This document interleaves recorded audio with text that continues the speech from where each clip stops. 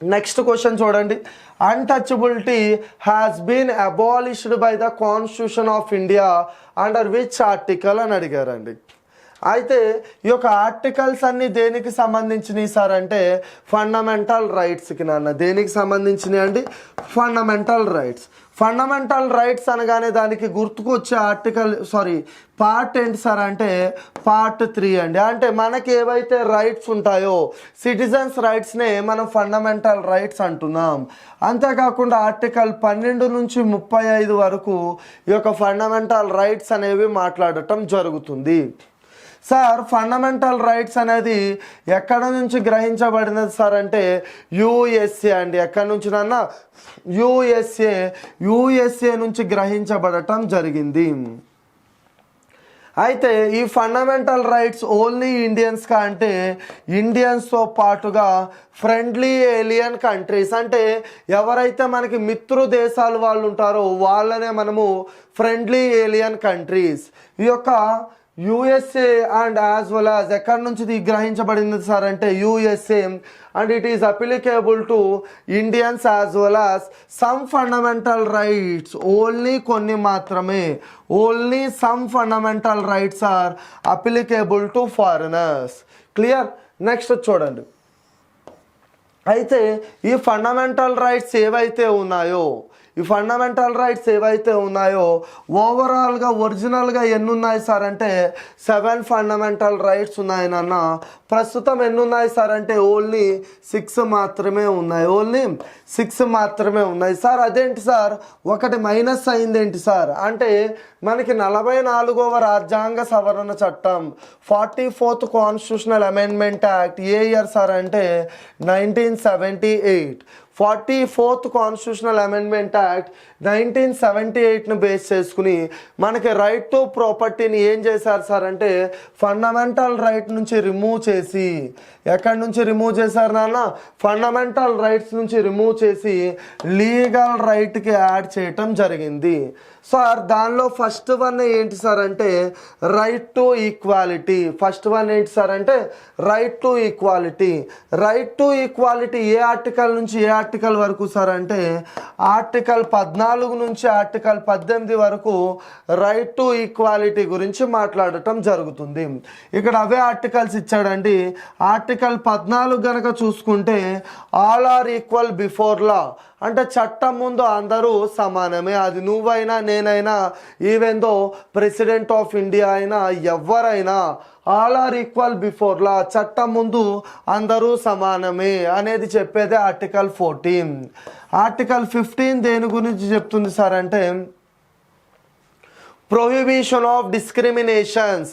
వివక్షత చూపించరాదండి. Prohibition of discriminations on the basis of caste, religion, race, sex, place of birth.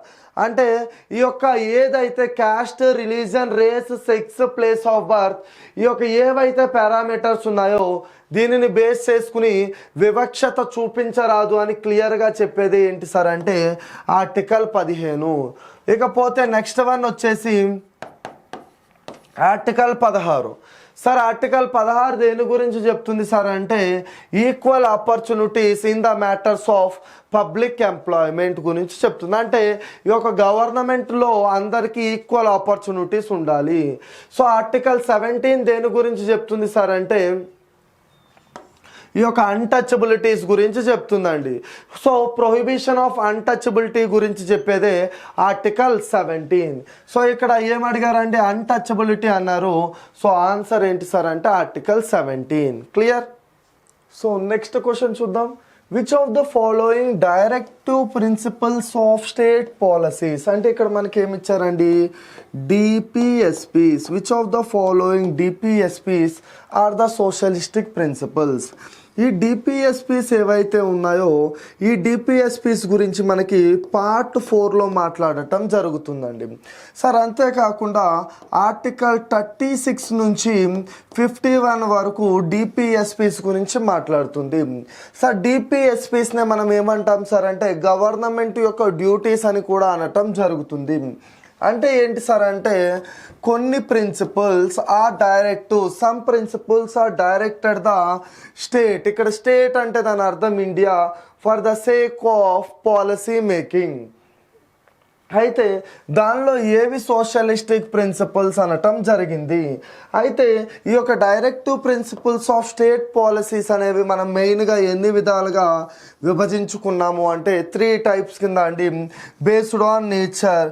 ఏంటి sir అవి అంటే 1 socialistic principles, 2 Gandhian principles, 3 liberal and intellectual principles. ఒకటి వచ్చేసి socialistic principles, Gandhian principles, liberal and intellectual principles. దాని నేచర్ని base చేసుకుని మనం classify చేయటం జరిగింది. ఫర్ ఎగ్జాంపుల్ ఆర్టికల్ 40 అన్నాం అనుకోండి, అది గాంధీయన్ ప్రిన్సిపల్స్ నాన్న. అదే ఆర్టికల్ 44 అంటే అది దేని కిందకు వస్తుంది సార్ అంటే లిబరల్ అండ్ ఇంటలెక్చువల్. సరే అదే ఆర్టికల్ 38 అంటే సోషలిస్టిక్ ప్రిన్సిపల్స్. సార్ వరుస క్రమంలో ఉన్నాయా అంటే లేదండి, ఆ యొక్క నేచర్ని బేస్ చేసుకుని మనము ఈ యొక్క క్లాసిఫికేషన్ చేయటం జరిగింది. అయితే దీనిలో గాంధీయన్ ప్రిన్సిపల్స్ అనేవి ఉన్నాయి. సో అవి కాకుండా సోషలిస్టిక్ ప్రిన్సిపల్స్ కూడా ఉన్నాయండి. 3 ఆప్షన్లు ఇచ్చారు కదండి. To secure equal pay for the equal work and men and women. ఈ యొక్క ఉమెన్కి మెన్కి ఈక్వల్గా పే అనేది ఇవ్వాలి. Equal pay for equal work. వాళ్ళు పని చేసిన దానికి ఈక్వల్గా పేమెంట్ అనేది ఇవ్వాలి. To provide free legal aid and advice to the poor. Organization of the agriculture and animal husbandry on the modern and scientific lines. Select the correct answer regarding using codes. అయితే ఈ యొక్క 3 ఆప్షన్లు ఇచ్చాడండి. దీనిలో మనకి ఏం అడిగారండి, సోషలిస్టిక్ ప్రిన్సిపల్స్ ఏవి అని అడగటం జరిగింది. అయితే ఈ organisation of the agriculture and animal husbandry comes under Gandhian principles. దేని కిందకు వస్తుంది అంటే గాంధీజీ సూత్రముల కిందకి వస్తుంది. సరే ఈ రిమైనింగ్ 2 ఏవైతే ఉన్నాయో it comes under the socialistic principles. It's comes under the socialistic principles. ఈ 2 సోషలిస్టిక్ ప్రిన్సిపల్స్ నాన్న ఇవి వచ్చేసి గాంధీయన్ ప్రిన్సిపల్స్లోకి రావటం జరుగుతుంది. దీన్ని బట్టి ఆప్షన్ ఏ అండ్ బి అనేవి సరైనవి. సార్ మరి ఏ ఆర్టికల్స్ అనేవి సోషలిస్టిక్ ప్రిన్సిపల్స్ కిందకు వస్తాయి, ఏ ఆర్టికల్స్ అనేవి గాంధీయన్ ప్రిన్సిపల్స్ కిందకు వస్తాయి అనేది వెరీ సూన్ మనం క్లియర్గా డిస్కస్ చేయటం జరుగుతుందండి. Next question, directive principles of the state policies are the fundamentals of. ఎవరి యొక్క ఫండమెంటల్స్ అంటున్నాడు. అయితే ఈ యొక్క directive principles of state policies ఏవైతే ఉన్నాయో ఇవి ఎవరి యొక్క ఫండమెంటల్ డ్యూటీస్ సార్, ఎవరి యొక్క డ్యూటీస్ సార్ అంటే ఈ యొక్క గవర్నమెంట్ యొక్క డ్యూటీస్. ఎవరి యొక్క డ్యూటీస్ అండి, గవర్నమెంట్ యొక్క డ్యూటీస్. సార్ అంటే ఏంటి సార్ అంటే గవర్నెన్స్ ఆఫ్ ద స్టేట్. చూడండి నాన్న, డిపిఎస్పీస్ అంటే ఏంటి సార్ అంటే some principles are directors the state. అంటే కొన్ని మార్గదర్శకాలు, కొన్ని సూత్రాలు ఎవరికి మార్గదర్శకం చూపిస్తుంది సార్ అంటే ఈ యొక్క స్టేట్కి అంటే ఇండియాకి. దేనికి సార్ అంటే టు మేక్ పాలసీస్. సార్ దేనికి పాలసీస్ క్రియేట్ చేయాలి సార్ అంటే కొన్ని సూత్రాలు ఎవరికి మార్గదర్శకం చూపిస్తుంది, ఈ యొక్క సెంట్రల్ గవర్నమెంట్కి. దేనికి చూపిస్తుంది సార్ అంటే to make policies. Sir policies ఎందుకు సార్ అంటే to create welfare and wealth. ఓకేనండి సార్. మరి ఎవరికి వెల్ఫేర్ అండ్ వెల్త్ అనేది ఎవరు చూసుకోవాలండి, ఈ యొక్క గవర్నమెంట్ చూసుకోవాలి. సార్ గవర్నమెంట్ పరిపాలనలో చూసుకోవడం జరుగుతుంది. దానిని ఏమంటున్నాం సార్ అంటే గవర్నెన్స్ ఆఫ్ ద స్టేట్ అనటం జరుగుతుంది. Clear everyone. Next question, which of the following duties of the Indian citizen according to article 51 subclause A of the constitution. అయితే మనకి ఇక్కడ ఏమడిగారు, ఆర్టికల్ 51 51 subclause A దేని గురించి మాట్లాడుతుంది సార్ అంటే ఈ యొక్క ఫండమెంటల్ డ్యూటీస్ గురించి మాట్లాడుతుంది సార్. అంతేకాకుండా ఫండమెంటల్ డ్యూటీస్ గురించి పార్ట్ 4A కూడా మాట్లాడుతుందండి. ఏం మాట్లాడుతుంది, పార్ట్ 4A. సార్ మరి ఫండమెంటల్ డ్యూటీస్ అనేవి ఒరిజినల్గా ఇండియన్ కాన్స్టిట్యూషన్కి మెన్షన్ చేసి ఉన్నాయా అంటే లేవండి. 42వ రాజ్యాంగ సవరణ చట్టం through 42nd constitutional amendment act 1976 ద్వారా ఈ యొక్క ఫండమెంటల్ డ్యూటీస్ని మనం ఇండియన్ కాన్స్టిట్యూషన్కి యాడ్ చేయటం జరిగింది. అయితే ఈ యొక్క రాజ్యాంగ సవరణ చట్టం ద్వారా 10 ఫండమెంటల్ డ్యూటీస్ని మనం ఇండియన్ కాన్స్టిట్యూషన్కి యాడ్ చేయడం జరిగింది. ఎన్నిసార్లు అంటే 10 fundamental duties. 10 fundamental duties are added to Indian constitution. అయితే మనకి 86వ రాజ్యాంగ సవరణ చట్టం ఏ ఇయర్ సార్ అంటే 2002ని బేస్ చేసుకుని 11th ఫండమెంటల్ డ్యూటీని కూడా యాడ్ చేయడం జరిగింది. సార్ మరి ఒరిజినల్గా లేవు, మిడిల్లో వచ్చినాయి, 1976లో వచ్చినాయి అని మీరే చెప్పారు కదా. అసలు రావటానికి గల రీజన్ ఏంటి సార్ అంటే ఒకటే రీజన్ అండి, due to internal emergency. Due to internal emergency ఈ యొక్క 1975-76లో ఇంటర్నల్ ఎమర్జెన్సీ వల్ల, ఇంటర్నల్ ఎమర్జెన్సీ అంటే మనకి నేషనల్ ఎమర్జెన్సీ అండర్ ఆర్టికల్ 352 అండి. అయితే ఈ యొక్క ఇంటర్నల్ ఎమర్జెన్సీ వల్ల ఈ యొక్క ఫండమెంటల్ డ్యూటీస్ అనేవి యాడ్ చేయవలసి వచ్చింది. సార్ మరి ఏ కమిటీ రికమెండేషన్స్ని బేస్ చేసుకుని ఫండమెంటల్ డ్యూటీస్ని మన ఇండియన్ కాన్స్టిట్యూషన్కి యాడ్ చేశాం సార్ అంటే ఈ యొక్క సర్దార్ స్వరణ్ సింగ్ కమిటీ యొక్క రికమెండేషన్స్ని బేస్ చేసుకుని మనము ఇండియన్ కాన్స్టిట్యూషన్కి యాడ్ చేయటం జరిగింది. సార్ మరి ఆ 11 ఫండమెంటల్ డ్యూటీస్ గురించే కింద అడిగారండి. కింద ఎన్ని ఇచ్చారన్నా 1, 2, 3, 4, 5. సార్ 5 పాయింట్లు ఇచ్చారు. దాంట్లో ఫండమెంటల్ డ్యూటీస్కి సంబంధించి ఉన్నవి ఏవి అని అడిగారండి. చూడండి నాన్న, అసలు ఆ 11 ఫండమెంటల్ డ్యూటీస్ ఏంటో చూద్దాం. మనము ఈ యొక్క నేషనల్ యాంథమ్కి, నేషనల్ సాంగ్కి, ఈ అన్నిటికి national anthem, national song, national ఫ్లాగ్కి ఈ అన్నిటికి రెస్పెక్ట్ ఇవ్వాలి. హిస్టారికల్ మోర్నమెంట్స్ని ప్రొటెక్ట్ చేయాలి. అంతేకాకుండా నేషనల్ మూమెంట్ కోసం ఫైట్ చేసిన ఫ్రీడమ్ ఫైటర్స్ని రెస్పెక్ట్ చేయాలి. సైంటిఫిక్ టెంపర్ని ఇంక్రీజ్ చేయాలి. ఎన్విరాన్మెంట్ని ప్రొటెక్ట్ చేయకూడదు, ప్రొటెక్ట్ చేయాలండి, డ్యామేజ్ చేయకూడదు. సార్ దానితో పాటుగా లేక్స్ని పొల్యూట్ చేయరాదు. వైల్డ్ లైఫ్ కన్జర్వేషన్ చేయాలి. ఈ యొక్క డిఫారెస్టైజేషన్ చెయ్యరాదు. సో అంతేకాకుండా పబ్లిక్ ప్రాపర్టీని డ్యామేజ్ చెయ్యరాదు. సో ఉమెన్ని రెస్పెక్ట్ చేయాలి. ఓకేనండి. అంతేకాకుండా ఏవైతే ఈ యొక్క హిస్టారికల్ మోర్నమెంట్స్ ఉంటాయో అవన్నీ ప్రొటెక్ట్ చేయాలి. So in addition to that ఇంకేం చెప్తున్నాడండి, ఈ యొక్క హెరిటేజ్ని కాపాడాలి అని చెప్పడం కూడా జరిగింది. సో ఇవి ఏంటి సార్ అంటే 10 ఫండమెంటల్ డ్యూటీస్. ఇవి కాకుండా 11th ఫండమెంటల్ డ్యూటీ వచ్చేసి it is a duty of parent to provide the minimum education of the childrens at the age group of 6 to 14 years. 6 నుంచి 14 సంవత్సరాలు ఉన్న బాలికలకు ప్రాథమిక విద్యను కల్పించడం ఎవరి యొక్క బాధ్యత సార్? ఎవరి యొక్క విధి అంటే ఈ యొక్క తల్లిదండ్రులు. సో ఇక్కడ నేను ఎక్కడైనా సోషలిజం, సెక్యులరిజం, డెమోక్రసీ అని చెప్పలేదండి. సో ఇక్కడ ఏ అనేది to believe in socialism, secularism, democracy అనేది ఫండమెంటల్ డ్యూటీ అంటే కాదు. నేషనల్ ఫ్లాగ్ని, నేషనల్ యాంథమ్ని రెస్పెక్ట్ చేయటము మన యొక్క డ్యూటీ సార్. అంతేకాకుండా మనమందరం కలిసిమెలిసి ఉండాలి. ఎప్పుడైతే ఇండియాకి అవసరం వస్తుందో మన వంతు మనం సహాయం చేయాలి సార్. అంతేకాకుండా rich heritage, nothing but historical మోర్నమెంట్స్ని ప్రొటెక్ట్ చేయాలి సార్. పూర్ ఎకనామికల్ వీకర్ సెక్షన్స్ని సొసైటీలో అప్లిఫ్ట్ చేయడం, వాళ్ళకి హెల్ప్ చేయడం మన యొక్క డ్యూటీ అంటే కాదు. సో ఏ అండ్ ఈ అనేవి తప్పు, అవి లేకుండా రిమైనింగ్ ఉన్నవి కరెక్ట్ అండి. సో ఇక్కడ option B is the correct answer. Next question, which of the following are the principles on the basis of which parliamentary system of government India inoperates? చూడండి నాన్న, క్వశ్చన్ దేనికి సంబంధించింది సార్ అంటే parliamentary సిస్టానికి. నాన్న దేనికి సంబంధించిందండి? Parliamentary system. Sir parliamentary system అంటే ఏంటి సార్? పార్లమెంటరీ సిస్టమ్ అంటే చూడండి నాన్న, where executive is responsible for the legislature. ఏంటి నాన్న? Executive is responsible for the legislature.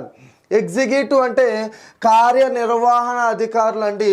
Sir దీని కిందకి ఎవరు వస్తారు సార్ అంటే ఈ యొక్క ప్రెసిడెంట్, వైస్ ప్రెసిడెంట్, దాంతోపాటుగా prime minister, union council of ministers, attorney general, వీళ్ళని యూనియన్ ఎగ్జిక్యూటివ్ అనటం జరుగుతుంది. స్టేట్ ఎగ్జిక్యూటివ్ అయితే గవర్నర్, సీఎం, దానితో పాటు state council of ministers, advocate general, వీళ్ళందరినీ స్టేట్ లెజిస్లేచర్ అనటం జరుగుతుంది నాన్న. సార్ వీళ్ళు దేనికి బాధ్యత వహించడం జరుగుతుంది సార్ అంటే లెజిస్లేచర్. సార్ లెజిస్లేచర్ అంటే పార్లమెంట్, దాంతోపాటుగా స్టేట్ లెజిస్లేచర్ అంటే ఏంటి సార్ అంటే అసెంబ్లీ. ఓకేనండి, సమిష్ట బాధ్యత వహించడం జరుగుతుంది. అంటే ఎగ్జిక్యూటివ్ అనేవాళ్ళు ఎవరు సార్ అంటే మీ మదర్ అండ్ డాడీ, మన అమ్మగారు, దాంతోపాటు డాడ్.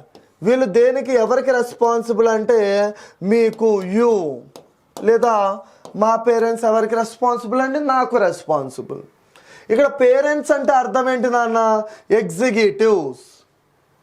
నువ్వు అంటే దాని అర్థం ఏంటి, లెజిస్లేచర్. ఇక్కడ నీ పేరే ఏంటి సార్ అంటే పార్లమెంట్. మీ పేరెంట్స్ పేర్లే ఏంటి సార్ అంటే ఈ పేర్లు. ఓకేనండి, సో సమిష్ట బాధ్యత వహించడం జరుగుతుంది. Clear everyone? సో చూడండి నాన్న, next one, according to parliamentary form of system, presence of nominal and real executive. So ఇక్కడ అదే అడిగారండి, presence of nominal and real executive. అయితే ఈ నామినల్ ఎగ్జిక్యూటివ్ ఎవరు సార్ అంటే ప్రెసిడెంట్ ఆఫ్ ఇండియా. ఎవరు sir? President of India. Sir మరి real executive ఎవరు సార్ అంటే ప్రైమ్ మినిస్టర్. రియల్ ఎగ్జిక్యూటివ్ ఎవరండి? Prime minister. ప్రెసిడెంట్ ఆఫ్ ఇండియాని నామినల్ ఎగ్జిక్యూటివ్, ప్రైమ్ మినిస్టర్ని రియల్ ఎగ్జిక్యూటివ్. ఓన్లీ ప్రైమ్ మినిస్టరా అంటే జనరల్గా union council of minister, union council of మినిస్టర్స్ని మనము రియల్ ఎగ్జిక్యూటివ్ అంటామండి. ఏమంటాం నాన్న? Union council of ministers. Union council of మినిస్టర్కి హెడ్ ఎవరండి? Prime minister. అందుకనే ఇతనని ఏమంటున్నాం సార్ అంటే రియల్ ఎగ్జిక్యూటివ్ అనటం జరుగుతుంది. సో మన ఇండియాకి హెడ్ ఎవరు సార్ అంటే president of India. According to parliamentary form of system, presence of nominal as well as real executive. Sir presence of nominal as well as real executive అంటే అర్థం ఏంటి sir అంటే నామమాత్రపు అధికారి, పేరుకి మాత్రమే అధికారి. Nominal executive and real executive. So nominal executive ఇండియాకి హెడ్ అండి. నామినల్ ఎగ్జిక్యూటివ్ ఏంటన్నా ఇండియాకి హెడ్. దానితో పాటుగా రియల్ ఎగ్జిక్యూటివ్ ఎవరు సార్ అంటే ఈ యొక్క real executive is nothing but a council of minister is headed by the prime minister. ఓకేనండి, ప్రైమ్ మినిస్టర్. అంతేకాకుండా ఈ ఎగ్జిక్యూటివ్ దేనికి రెస్పాన్సిబుల్ అంటే లెజిస్లేచర్కి. లెజిస్లేచర్ అంటే ఏంటి సార్ అంటే పార్లమెంట్. లెజిస్లేచర్ అంటే ఏంటి సార్ అంటే పార్లమెంట్. అగైన్ పార్లమెంట్లో చట్టాలు చేసేదాన్ని the place which is made up of acts. ఎక్కడైతే చట్టాలు చేస్తారో దానినే లెజిస్లేచర్ అనటం జరుగుతుందండి. The place which is made up of acts is nothing but A legislature. So ఎక్కడ చట్టాలు చేస్తారండి? పార్లమెంటులో చట్టాలు చేస్తారు. పార్లమెంట్ అనగానే ఏంటి సార్ అంటే ఒకటి లోక్సభ, రెండు రాజ్యసభ. గవర్నమెంట్ని డిసైడ్ చేసే అధికారం ఎవరికి ఉందంటే లోక్సభకు ఉంది. సో ఈ యొక్క రియల్ ఎగ్జిక్యూటివ్ అనేది దేనికి సమిష్ట బాధ్యత వహిస్తారు? Executive, not only real executive, both nominal and real executive. దేనికి? పార్లమెంట్కి. పార్లమెంట్లో ఎస్పెషల్లీ దేనికి సార్ అంటే లోక్సభకి. దీనిని ఏమంటాం నాన్న అంటే parliamentary form of system. Sir parliamentary విధానాన్ని ఎక్కడ నుంచి గ్రహించబడింది సార్ అంటే యూకే నుంచి గ్రహించబడిందండి. The replica of the president and prime minister in which country అని అడిగితే మీ ఆన్సర్ వచ్చేసి యూకే. సో నామినల్ ఎగ్జిక్యూటివ్ ఇండియాకి హెడ్ ఎవరండి? Nominal executive. సార్ అంతేగాని ఇప్పుడు నేను చెప్పిన కాన్సెప్ట్లో ఎక్కడైనా వైస్ ప్రెసిడెంట్ ఈ యొక్క రాజ్యసభకి చైర్మన్గా ఉంటాడు. ఓకే, దేనికి నాన్న? రాజ్యసభకి. రాజ్యసభనే మనకి ఏదైతే రాజ్యసభ ఉందో రాజ్యసభని మనం అప్పర్ హౌస్ అని, దాంతోపాటు కౌన్సిల్ ఆఫ్ స్టేట్స్ అని, దానితో పాటుగా హౌస్ ఆఫ్ రాయల్స్ అని, దాంతోపాటుగా హౌస్ ఆఫ్ లార్డ్స్ అని కూడా అనటం జరుగుతుంది. సో ఇక్కడ నేను ఎక్కడ దాని గురించి చెప్పలేదండి. Real executive authority with council of ministers. Real executive అంటేనే కౌన్సిల్ ఆఫ్ మినిస్టర్స్. దీని అథారిటీ ఎవరండి? Prime minister is a head of the council of ministers. C executive is responsible to the lower house. So ఇక్కడ option B అనేది తప్పండి, ACD అనేవి correct. So ACD, so option C is the correct answer. ఓకేనండి. So ఇక్కడ B అనేది తప్పు, remaining అన్ని correct. So B ఇక్కడ ఉంది, ఇక్కడ ఉంది, ఇక్కడ ఉంది, ఇక్కడ లేదు కాబట్టి ఇదే కరెక్ట్ ఆన్సర్. ఓకేనా అండి, క్లియర్? సో నెక్స్ట్ క్వశ్చన్ చూడండి. In parliamentary form of government the members of council of ministers are collectively responsible to. మనం ఫాలో అవుతుంది బేసిక్గా మనకి 2 టైప్స్ ఆఫ్ సిస్టమ్స్ ఉన్నాయి నాన్న. ఒకటి ఏంటి సార్ అంటే పార్లమెంటరీ సిస్టమ్, ఒకటి ఏంటి నాన్న అంటే parliamentary system. 2 presidential form of system. Sir India దేన్ని ఫాలో అవుతుంది సార్ అంటే parliamentary form of system. Parliamentary form of system ప్రకారం executive is responsible to the legislature. Sir ఇక్కడ ఎగ్జిక్యూటివ్ ఎస్పెషల్లీ లెజిస్లేచర్లో దేనికి రెస్పాన్సిబుల్ అంటే లోక్సభకి రెస్పాన్సిబుల్ అండి. సో ఈ ప్రెసిడెన్షియల్ ఫార్మ్ ఆఫ్ సిస్టానికి బెస్ట్ ఎగ్జాంపుల్ ఏంటి సార్ అంటే యుఎస్ఏ. బెస్ట్ ఎగ్జాంపుల్ ఏంటి నాన్న అంటే USA. Sir presidential form of system అంటే ఏంటి sir? Wear executive is not at all responsible for the legislature. So ఇక్కడ parliamentary form of system the council of ministers are head of the state అండి కాదు. According to parliamentary form of system the head of the state ఎవరు sir అంటే president. ఎవరినన్నా president కాదండి, council of ministers కాదు. So అందుకు చేతన option A అనేది తప్పు. Sir the chairman of the upper house speaker of the lower house. Sir అంటే మనకి 2 రకాల సభలు ఉన్నాయండి. ఒకటి లోక్సభ, 2 రాజ్యసభ. ఒకటి ఏంటి నాన్న అంటే లోక్సభ, మరి రెండోది వచ్చేసి రాజ్యసభ. ఈ యొక్క లోక్సభ రాజ్యసభకి అధ్యక్షత వహించేది ప్రిసైడింగ్ ఆఫీసర్స్ వచ్చేసి లోక్సభకి అయితే స్పీకర్, రాజ్యసభకి అయితే చైర్మన్. రాజ్యసభకి ఎవరండి? చైర్మన్.